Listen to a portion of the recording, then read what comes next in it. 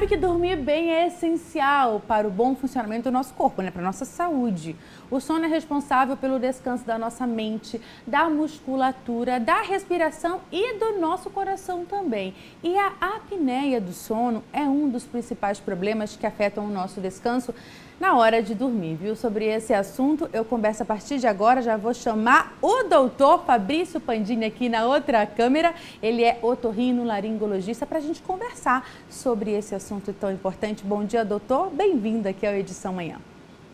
Bom dia a todos os espectadores e vamos falar um pouquinho desse assunto que atinge mais da metade da população.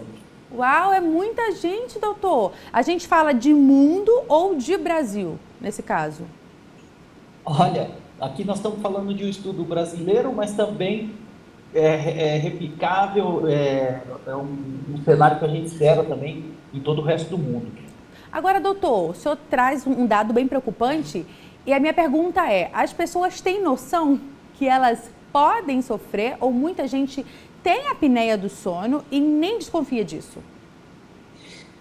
As pessoas vão ter noção quando conseguirem se conciliar os sinais e os sintomas de uma noite mal dormida e identificar que esse é o problema. Porque o que a gente vê no dia a dia é aquela coisa, a gente vai se acostumando. A apneia do sono é um acometimento que vem vindo, né? Não é que acontece hoje, depois amanhã, não. Ela vem se instalando gradativamente. E as consequências, por exemplo, de uma noite mal dormida, que você acorda mais cansado, sem disposição, você acaba acostumando, fala, não, é que eu não dormi bem, não, é porque eu estou muito cansado, não, porque minha rotina está muito puxada. Mas não, isso aí são sintomas de noite mal dormida, de sono não reparador, que é o termo que a gente costuma usar, e vai se instalando, causando prejuízos que a longo prazo vão desencadear em problemas bem maiores. Doutor, a gente pode falar de causas? O que causa a apneia do sono? E também se tem alguma faixa etária onde ela é mais frequente, pelo menos a identificação, né, os sinais que levam a pessoa a entender que ela tem a apneia do sono.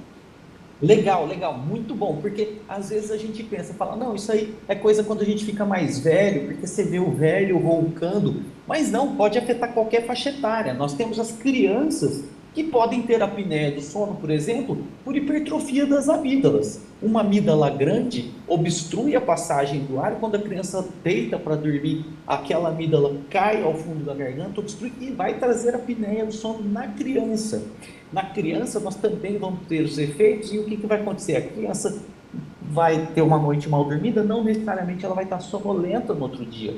O transtorno pode trazer graus de agitação, perda da concentração, baixo rendimento escolar. Então, isso pode acontecer na criança. No adulto, não tendo mais esse problema de hipertrofia adenomidaliana, não possa ter no adulto sim, mas vamos excluir esse fator que já conversamos, nós podemos ter fatores obstrutivos. Então, um desvio septal, um nariz que não respira bem, já pode trazer uma apneia do sono.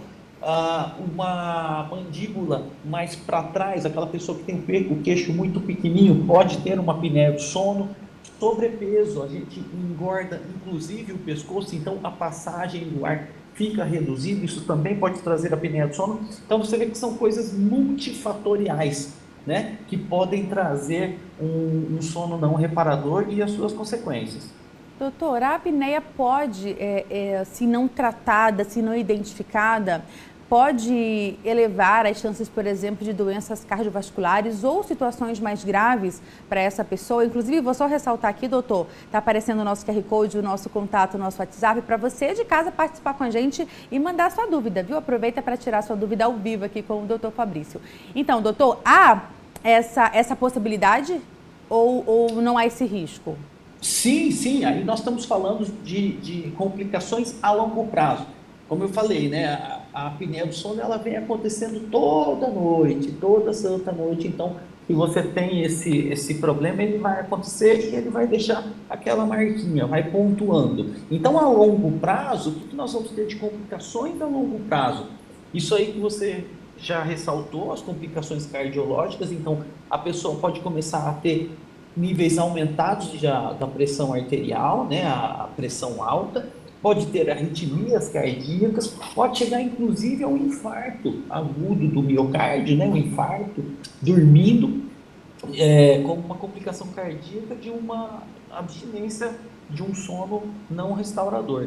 Mas além disso, a longo prazo, nós também podemos ter transtornos psíquicos, então trazer transtornos ansiosos, trazer ansiedade, aquele paciente que acorda no meio da noite, sabe que tem um compromisso, então acorda cedo e fala, porque eu estava preocupado. Não, às vezes é porque já não está dormindo bem, está superficializado, e aí começa a potencializar isso aí também.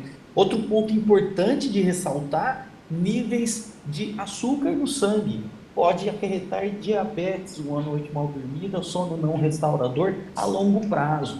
Então, assim, o corpo humano, né, ele é fabricado para trabalhar de dia e se restaurar à noite. Toda a questão hormonal, ela vai ser produzida, nosso cérebro vai dar a informação para produzir, para restabelecer o equilíbrio durante o sono.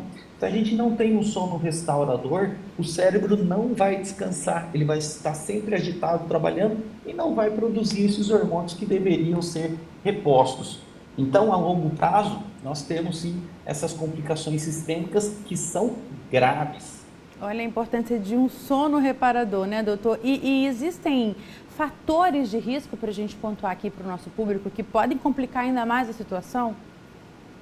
Sim, sim. O principal deles em disparada é o que ninguém quer ouvir, né? O sobrepeso. Então, sempre manter aquela dieta, manter atividade física, uma alimentação saudável e correta, deixar os hábitos que não são bons hábitos para trás, né? Como fumar, por exemplo. A ingesta exagerada de bebida alcoólica vai prejudicar a qualidade do sono, sim. Então, e a atividade física não precisa nem explicar, né? Está consagrado que é um hábito saudável e que todo mundo deve ter isso aí na rotina.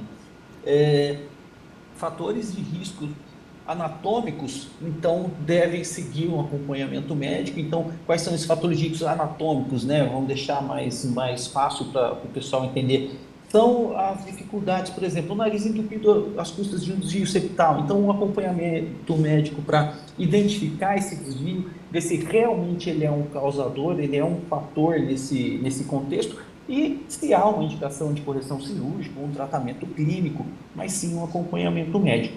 Agora, tudo realmente começa na nossa rotina, tá? Nossos hábitos. Existe uma série de orientações que a gente chama de higiene do sono. Isso aí também é importante a pessoa conseguir seguir, que é nada mais nada menos que hábitos e rotinas do nosso dia a dia para promover uma noite mais bem dormida, digamos assim. Ou seja, a gente manter uma rotina de horário para ir dormir, a gente ter um quarto com pouca iluminação, um quarto mais escuro, evitar a televisão na cama.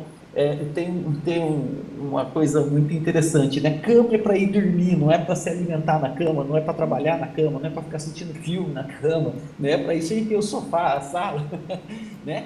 E ir para a cama quando está com sono, senão você vai ficar fritando ali na cama, vai ficar nervoso e não vai conseguir. Caso isso aconteça, a gente orienta a pessoa, levanta, vai ler um livro, vai tomar um leite quente, coisa relaxante, não vai também sentar na sala assistir um filme de guerra, né? Aí vai ficar agitado. Tem que ajudar, né, doutor? Tem que ter um clima ali, uma rotina para poder dormir tranquilamente.